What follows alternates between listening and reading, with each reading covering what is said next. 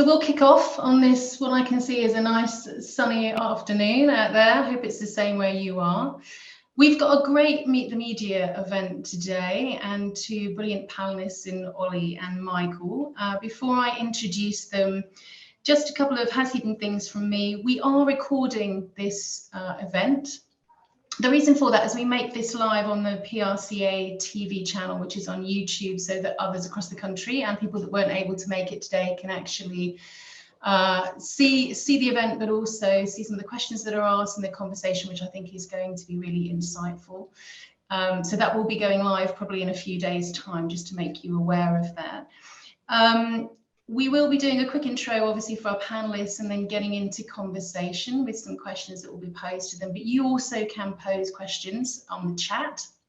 If you have a question that you want to put forward for Ollie and Michael or myself, if you want to put that on the Q&A on the chat for this, and then I'll run through them towards the end and make sure that those are covered off. So if you just want to do that as we're going through, then feel free to, and I'll make sure that those questions are covered by our panelists.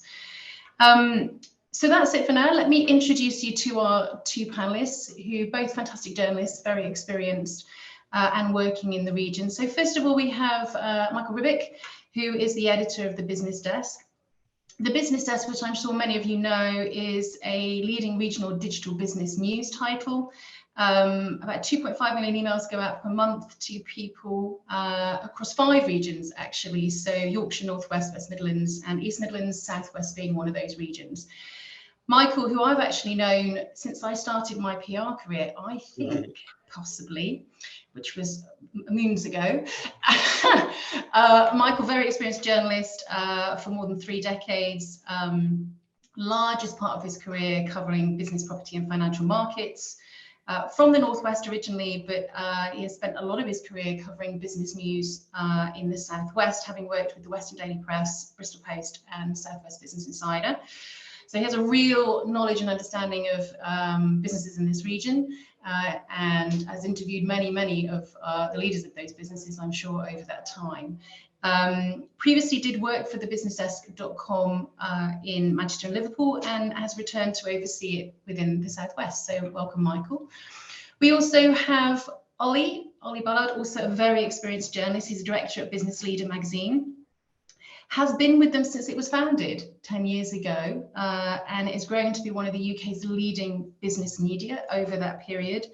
As I said, Ollie, very experienced journalist and previous communications roles for MPs, has grown the title to what it is today. Like I said, again, across the UK, but very extensive media reach.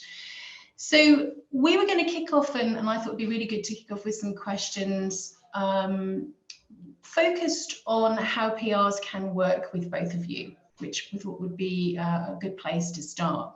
Obviously, our job is to engage you in the content we've created, engage you in our stories on behalf of the clients we're working with. So I wanted to kick off, maybe start with you, Ollie. What makes a good news story for you, and what is your title particularly interested in? Thanks, Kelly, and to everyone watching. I think, you know, we're focused on business and B2B, but I do think there are some fundamentals that make a good story. And anyone who's kind of producing it or sending it over, I would always think, you know, what is the why of that story? If I'm producing it, would I read it myself?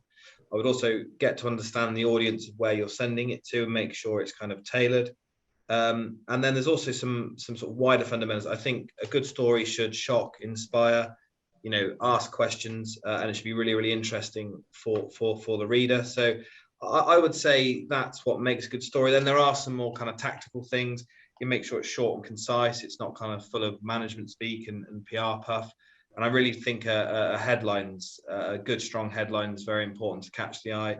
And also, you know, some good imagery as well. So there's some basic fundamentals which I feel make a good story. And, you know, Mike will know as well, when you receive a lot of content into your inbox, it is funny, the ones that you see stand out. You know, I think it's the headline and the image, you know, and if it's something that's going to kind of draw you in. But I would say really focus on the why of the story. Would I read it? You know, is it interesting, or is it just something the client wants to kind of push, which is more kind of marketing and promotion rather than actual really good news story with some kind of substance?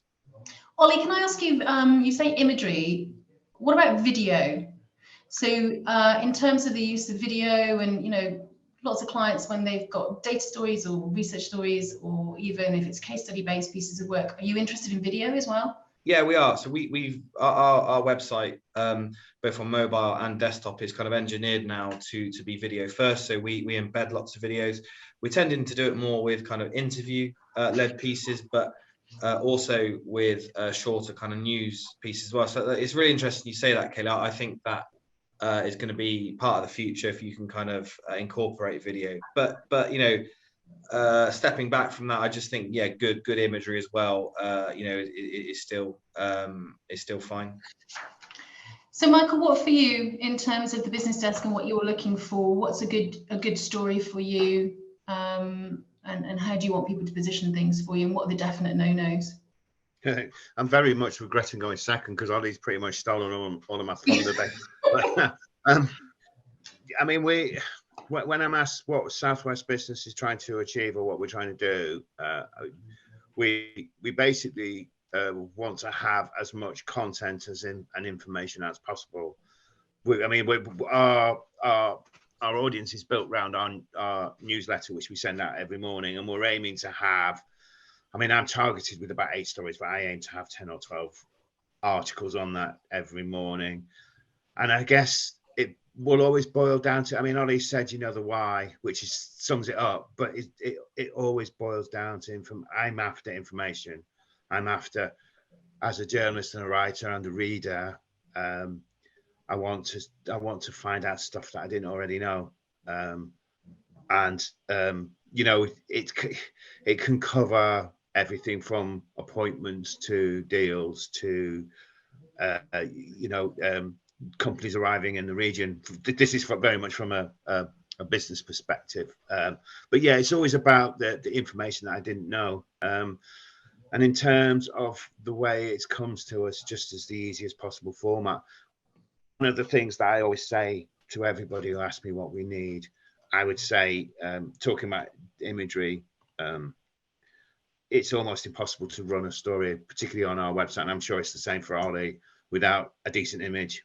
And people so often forget that, which to me seems a bit strange. But I guess, sorry, I'll go on, but one of the easiest pointers to give people ideas is to take a look at what we do.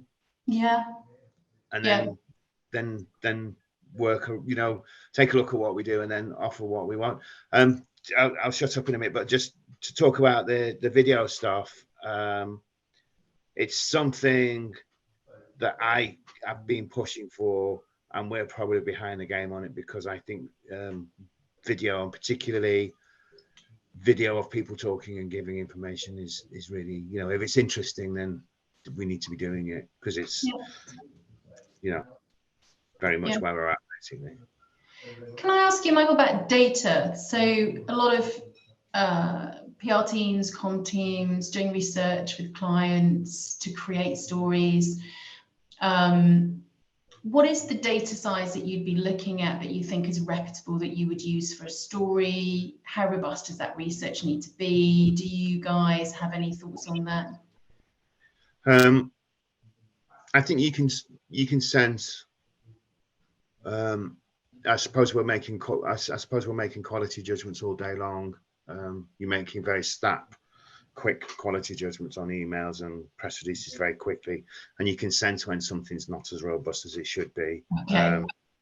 But I don't have any empirical views to back that up, but you just have a sense for it, I guess. I don't know whether that's the way you feel, Ollie. Yeah, no, I really agree, Mike. And it's interesting you say that, because when you receive a lot of content, you are making kind of quite quick decisions. But it is a sense that you can sometimes feel that maybe something isn't as qualified as maybe other pieces. So again, I don't have any kind of evidence for that, Kelly, but I think people should just be cautious about maybe, just make sure it is as robust and evidence led, and it's all done properly, and then you're more likely to kind of cut through the noise. I know.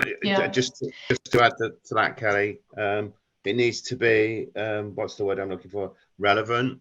Yeah. you know, and I mean, the key relevance for us in everything we do is the region, and Yeah. you know where the company's based.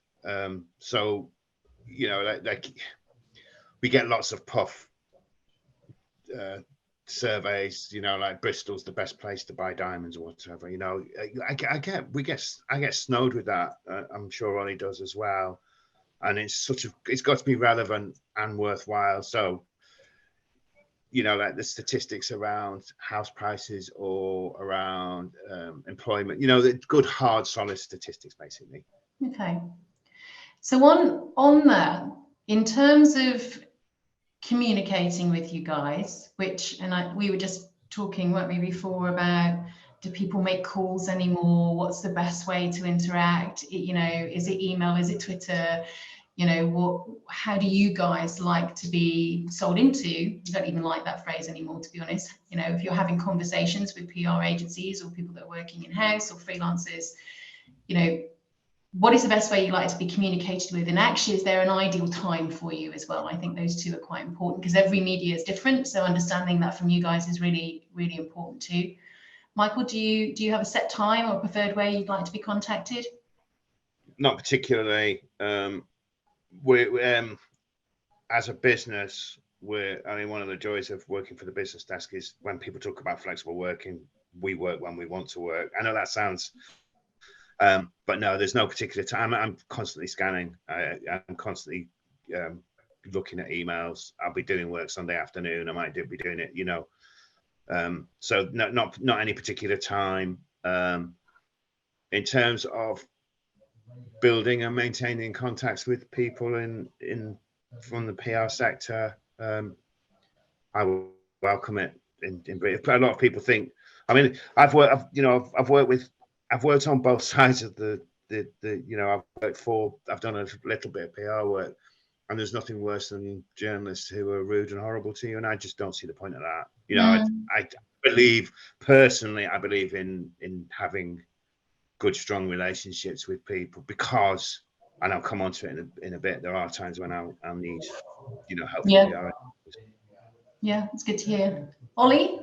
Yeah, like, it's interesting. I was going to say the same as Mike, and I don't understand why journalists are rude to PR people. It's something that we make a case of being, you know, the exact opposite, because like Mike says, it is about relationships. And yeah, I've never really understood that personally.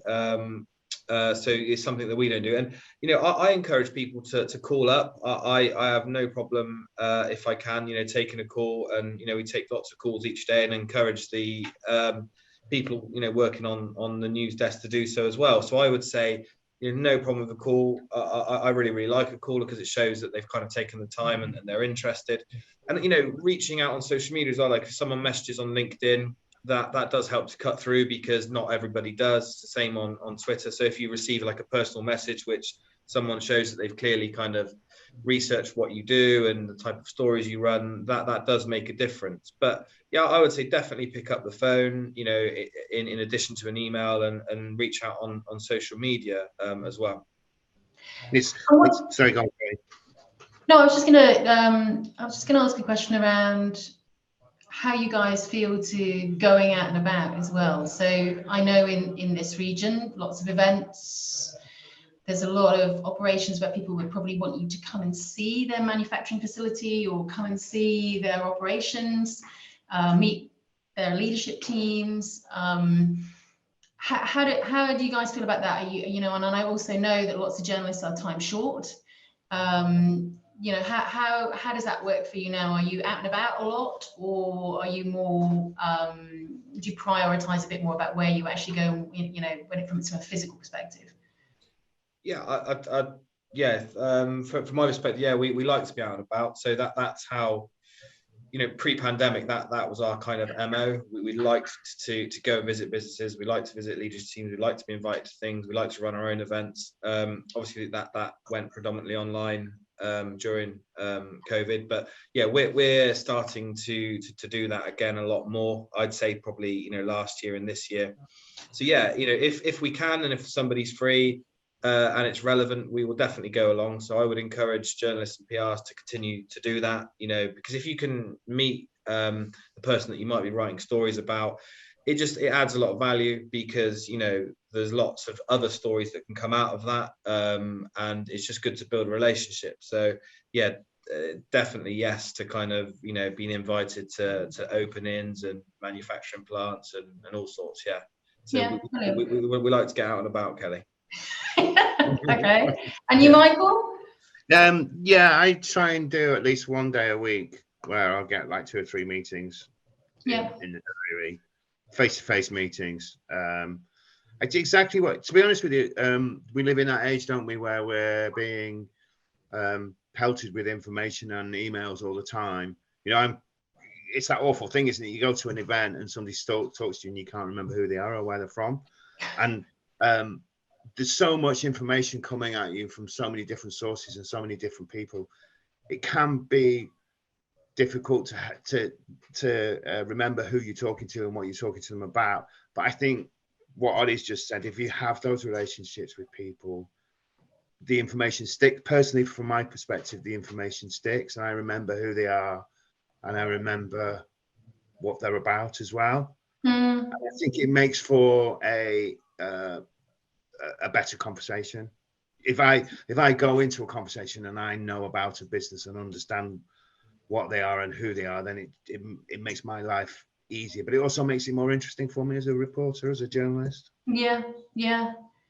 And I was going to ask about that from a report perspective, because you don't always have a story. You know, if you're a PR, you don't always have a story for your client. You don't always have something that you think at that moment in time is really newsworthy. But am I right in thinking it's good to keep touching base with you if you are working with, you know, key clients in the region, key businesses? You know, is it useful to keep touching base with you, to just keep updating you, you know, regardless of the fact whether you necessarily have a news story at that time, just so you're aware of what's going on with those companies? How do you keep that conversation going if you don't necessarily have something that's really newsworthy at that moment in time? I would say, like, you know, like Mike does at the business. So, you know, we run lots of our own events, like roundtables, you know, things like that. So if a journalist, if a PR person is keeping on our radar, then it's more likely that will kind of, like, you know, it's one of those off the cuff things. But I might think, oh, I've got that event here,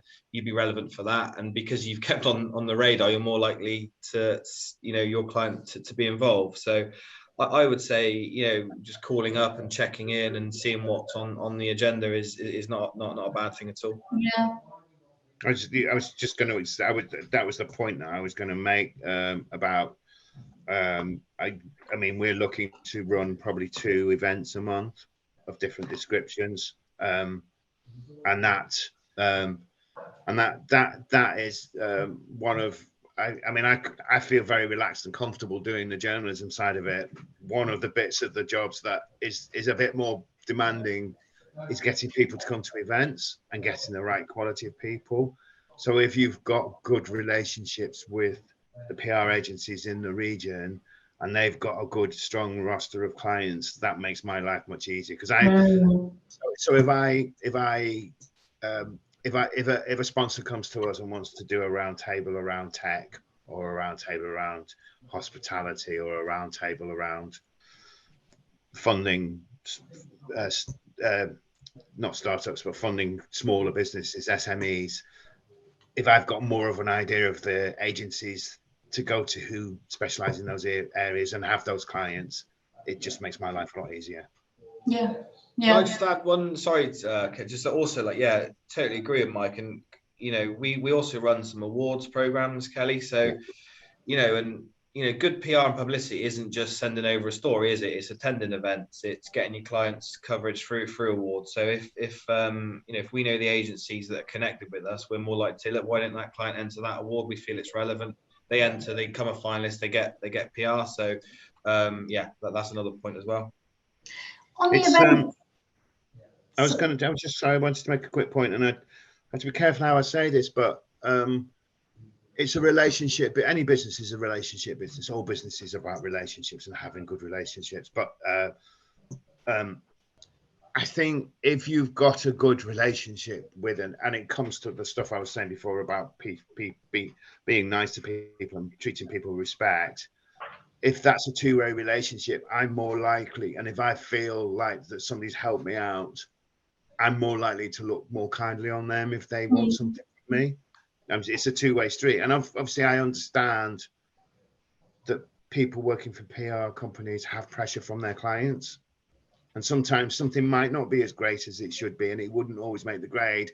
But if somebody says to me, "Oh, I'm really struggling with this, Mike," you got, what I'm saying is, in a roundabout way, that you are going to if you feel warmer towards somebody, then you're going to be more receptive to if they ask you for them. Yeah, a reciprocal relationship. Yeah. Absolutely.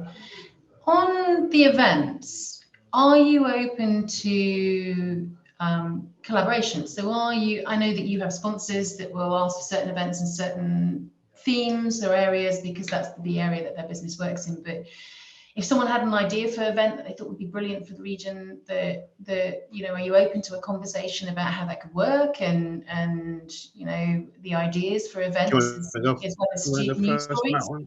Yeah. Do you want to go first on that one, Ollie, or should I? I think you can, Mike. Yeah. Please do. For us, events tend to, if it was, to be honest, events are revenue drivers. That's part of what we are as a business. So generally speaking, to sponsor an event or to hold an event, the arrangement would be around revenue and sponsorship. But there are discussions to be had around if we're doing stuff pro bono around venues and things like that. And obviously, I have had on occasions in the past where somebody's not sponsored an event, but they come on board and taken a part in it, and because they could offer us a venue, and also in terms of participants as well. Yeah. I don't know whether that answers the question, Kelly. Yeah. No. I think there will be people listening and watching this that are thinking, our clients have a big piece of research coming out that's really interesting, or there's a particular area that we think we don't see any events around that happening. And I totally understand where you're coming from, that it's commercial, it also needs to create revenue for you, but it's worth having a conversation with you about it. It is. Yeah. I mean, as I sort of touched on before, I know from personal experience that if you're on the other side, you're getting pressure from clients to get staff, and sometimes it's about managing expectations. It's the same for me as I have commercial people.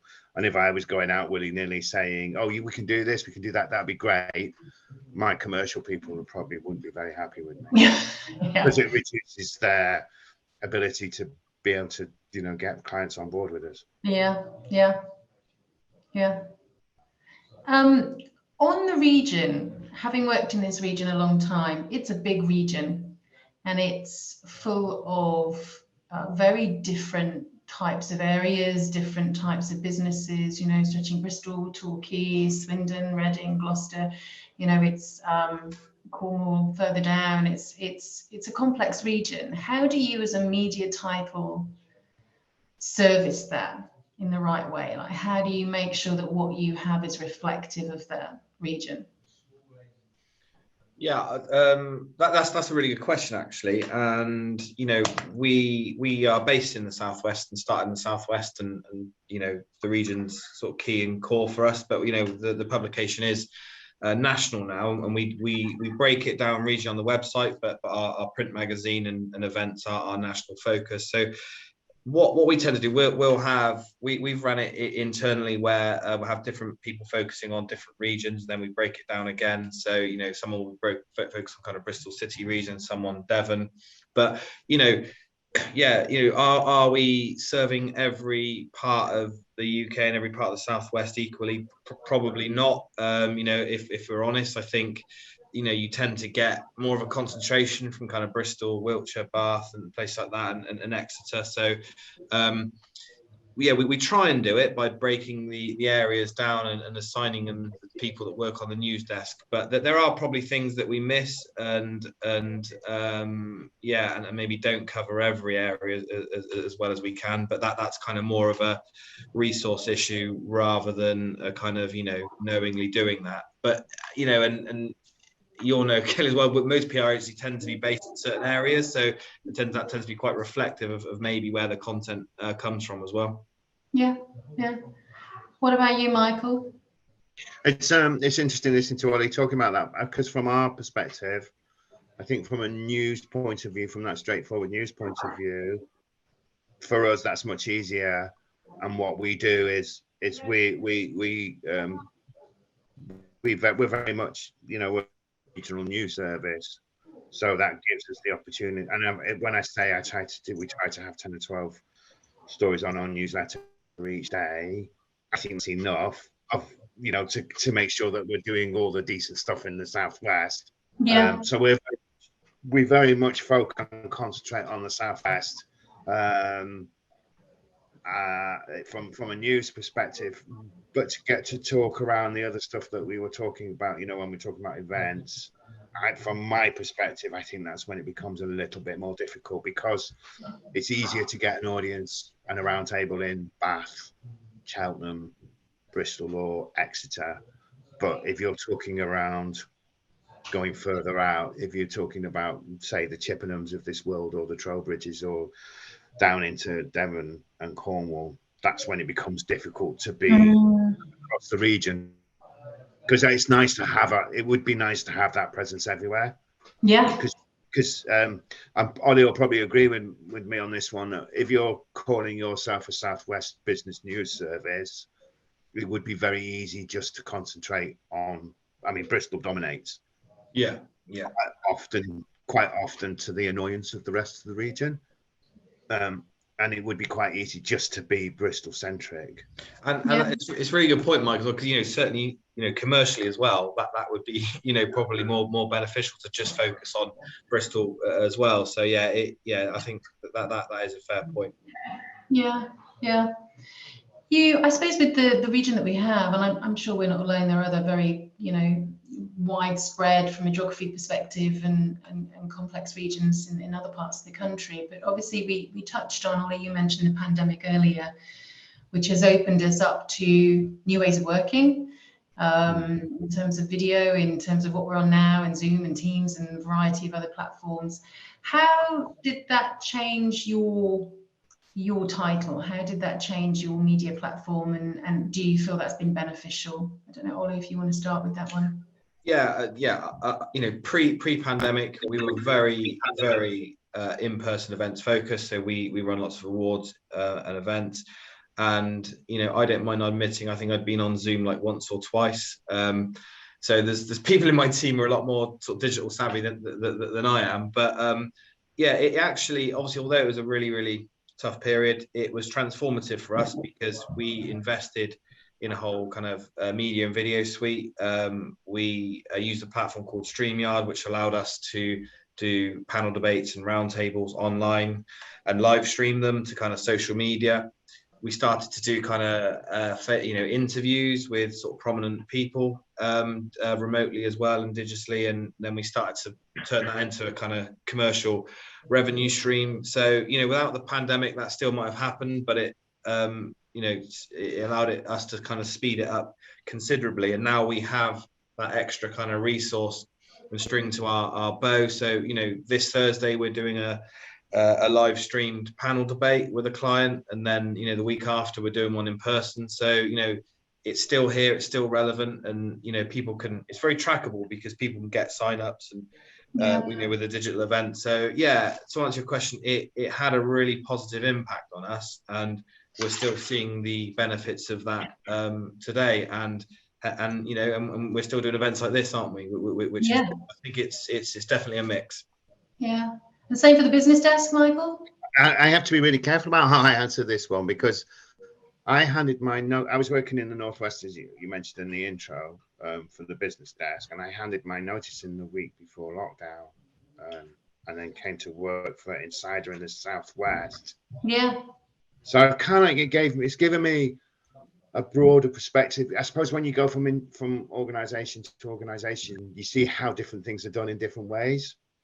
And people sort of, I'm trying to be very careful, but people assume that that's the right way of doing things just because everybody does it in that organisation. Yeah. It's not avoided. But the short answer to whether it's been transformational, I think the pandemic has given more power to businesses like ours. When I say ours, I'm including Ollie in this, in terms of, I think if you're, because I'm comparing myself to the bigger national publishers and news publishers, and I think businesses like the Business Desk, it's given us a new lease of life, because it's made us because I think the key word of 2020 was pivoting or pivotal, pivoting. And I think businesses like ours, you're small and you're more entrepreneurial, you have that ability to pivot much faster and much quicker. And it taught us that actually you can adapt to a new surrounding. And now we're adapting to something else, which is probably that hybrid model. And it's given us, from a Business Desk point of view, it's given us a new lease of life, because it's made us realize that we can be more adaptable and we can move faster and we can change to changing circumstances. And also it gives you the advantage that you don't need superstructures. You don't need big media companies with huge superstructures. You can be small and nimble and still provide as good as, and maybe even a better service.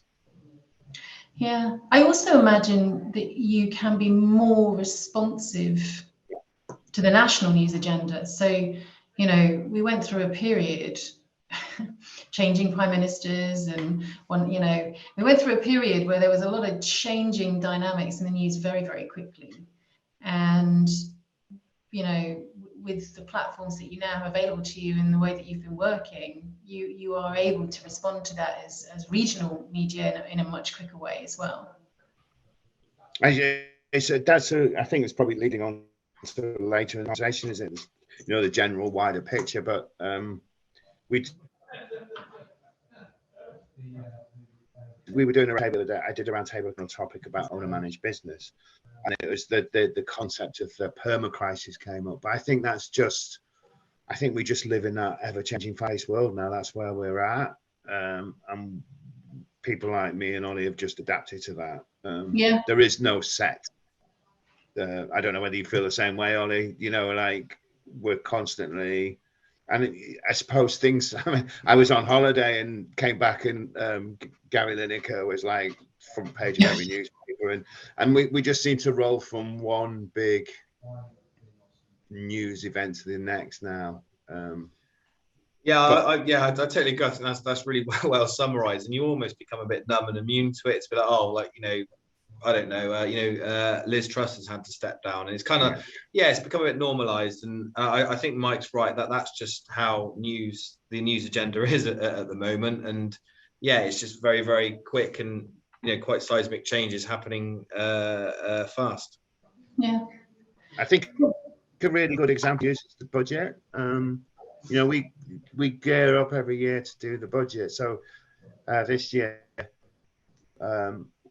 when we covered the budget, we did it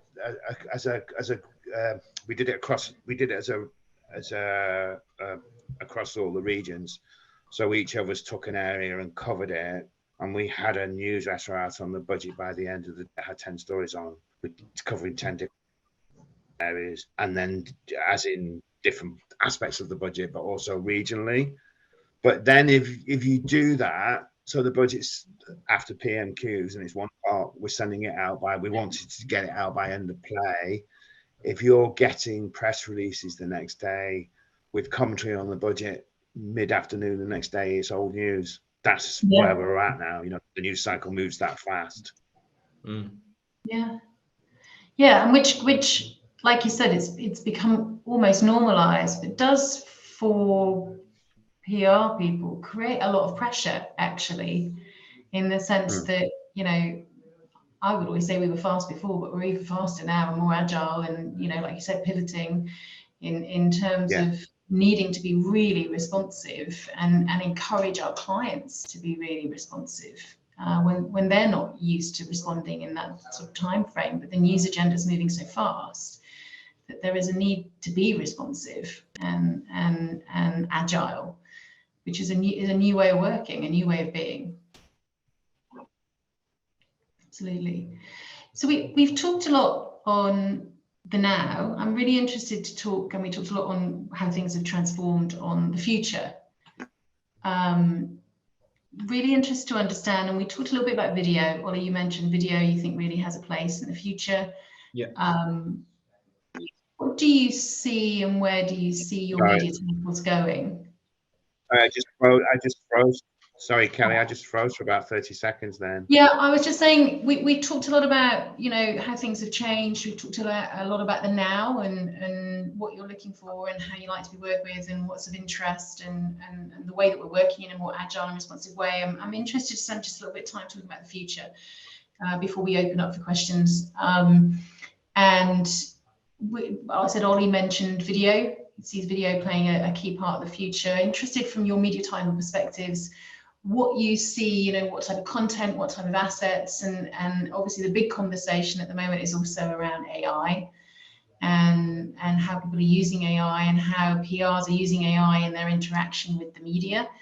How do you see, you know, what are your thoughts? A big question. What are your thoughts on the future of your titles and where you see opportunity for yourselves and also the PR agencies or PR teams that you're working with? Yeah, I think obviously, you know, digital and, you know, being sort of digital savvy and having a digital infrastructure is the future. Just focusing on ChatGPT, you know, I'm by no means an expert, but I heard an expert speaking about it, and he said something quite interesting, that ChatGPT can essentially give you facts, whereas the winners in the news agenda and the world generally were the ones that will give their opinion. So he gave a really interesting, you know, ChatGPT can't do that. So he gave an interesting analogy of, if, you know, you were to set up a mattress comparison site. At the moment, they just give you the manufacturer's details of what each mattress has, and obviously a ChatGPT can easily do that. Whereas the winners will be if you've got, you know, a sleep doctor there who's doing a video giving you an opinion on each mattress. That's where, you know, that's where the kind of nuance is, and that's where you'll kind of win the, you know, the arguments. And that's something that technology will enable you to do, but it's still going to be people doing that. So I think, you know, people are really going to be central to this. Again, I'm no expert, and there'll be people who know a lot more about that, but I just found that really interesting what he said. And I think that it's quite easy to kind of be quite doom mongery about it and say, oh, this is the end of, you know, people who design websites and write PR stories. But I don't think it is, because of that point that ChatGPT at the moment can only really serve you facts, where it's opinions that are interesting, aren't they? Yeah, it's a really good point. Really good point. Michael? I think you might have frozen. No. Oh, he's back. Yeah. Oh, I can't hear you, Michael.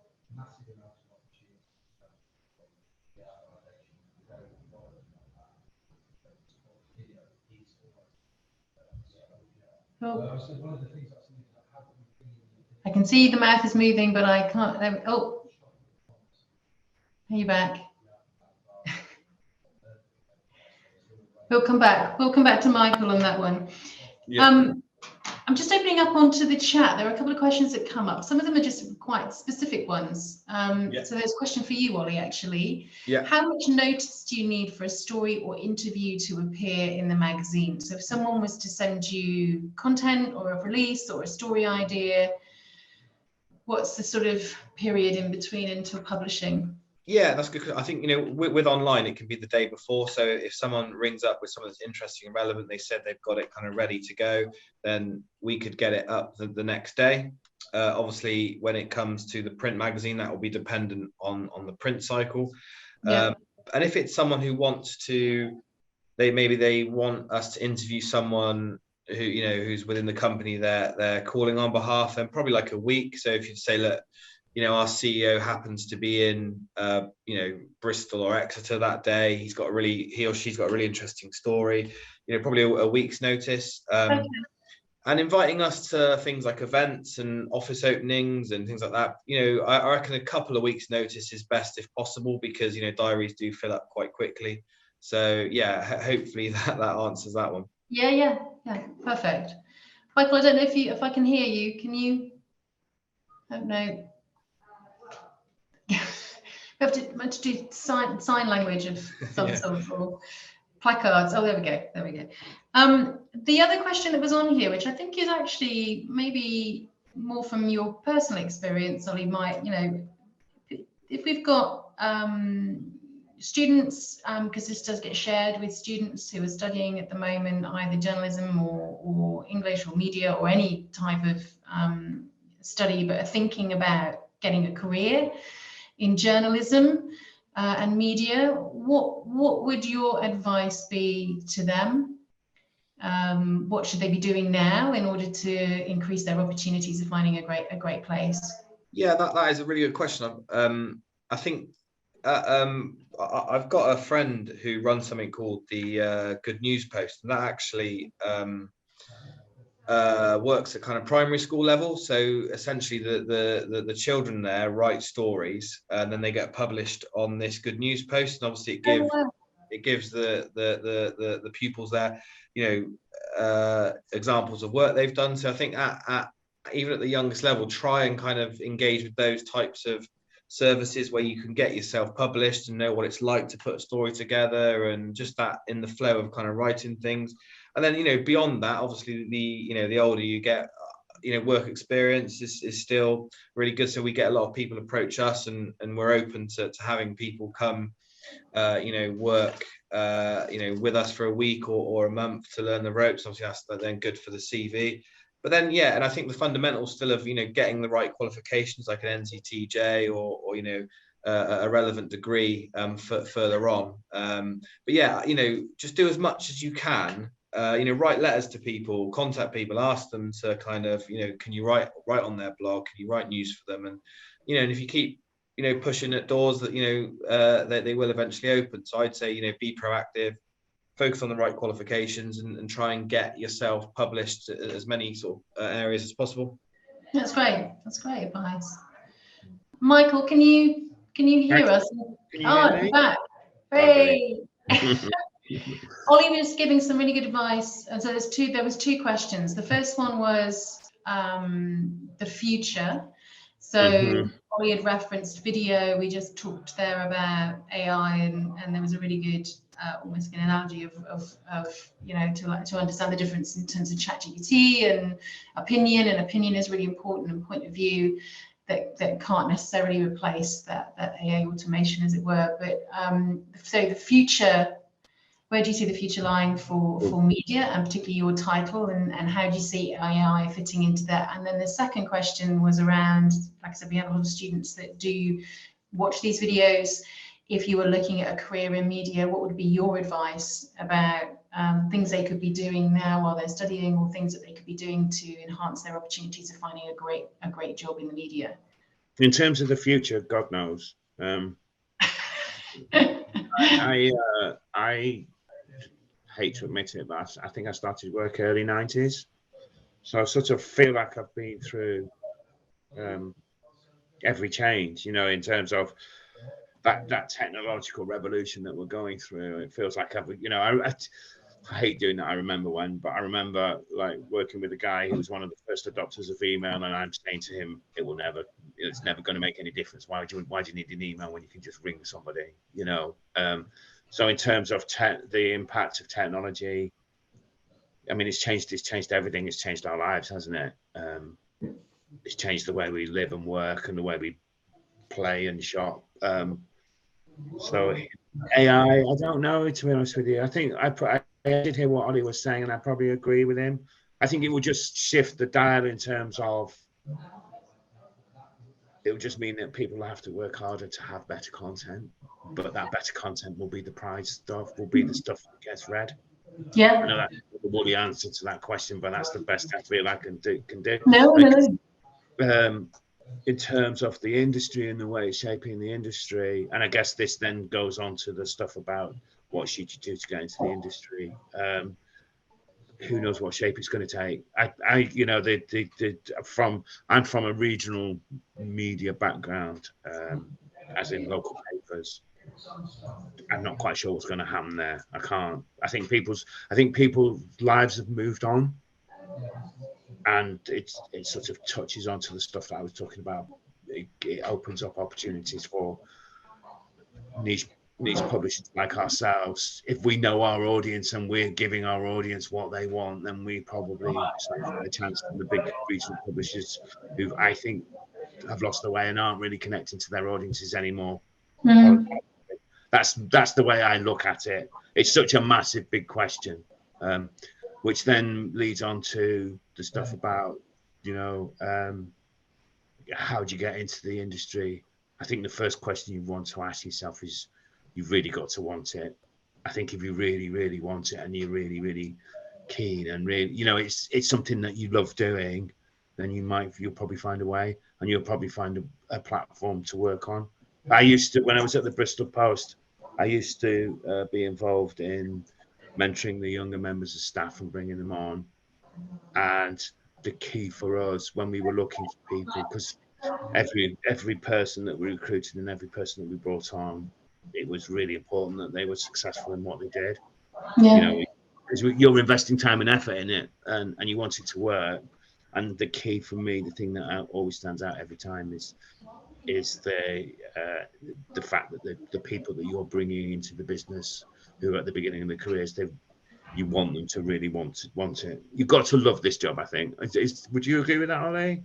Yeah, no, I think that's really good advice, Mike. And I would agree with that. You know, you do really have to kind of be passionate about it and want it. Yeah, it's kind of more of a vocation in that sense, isn't it? I think also you've got to be interested in it as well. I mean, I think one of the things as a journalist, and I've done all sorts of journalism. I've done local government, I've done crime, and I found business in 2008, or business found me. I think you've got to be interested in it. You've got to be curious, and you've got to want to. I find it endlessly fascinating understanding how the world works and what makes it work, and what, you know, like if you look at a city like Bristol, the levers that make Bristol work, but also business people and the people I talk to have got that understanding and that curiosity, and that's what makes them good business people, because they can see options and openings, and they can understand the way that things work, and then they tap into that, and they can see stuff happening before it happens and be ready for it. Yeah. And I guess that sort of sums up. I'm not saying that I can read into the future, because I can't, but it's just being A, wanting to do it, and B, being interested in it. Yeah, brilliant.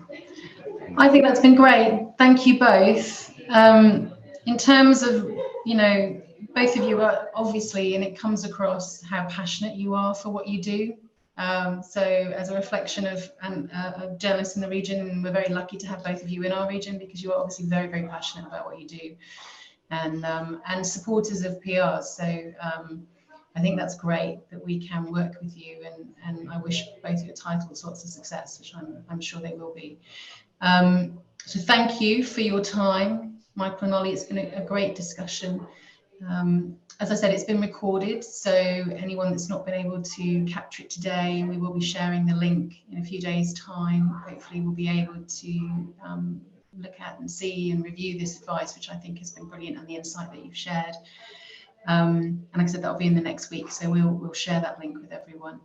A final point and ask from me, actually, on behalf of the PRCA, a bit of a tangent, but we are looking for committee members at the moment to support the PRCA. So we are just a group of people that volunteer to raise awareness of the PR industry, to share insight, to help each other as an industry in the region, and we are looking for other committee members. So if you do know of anyone, please do get in touch with Kerry, who will put a link in the chat. So do pass on that request if you think of anyone that might be willing to join us. But once again, from me, thank you, both of you. That was a fantastic discussion, and really insightful and useful. And thank you again for your time. Thank you, Kelly. Okay. Nice to meet you, Mike. Cheers. Yeah, and you, Ollie. Cheers, mate. Take care. Bye. Thanks very much. Bye-bye. Thanks, Kelly.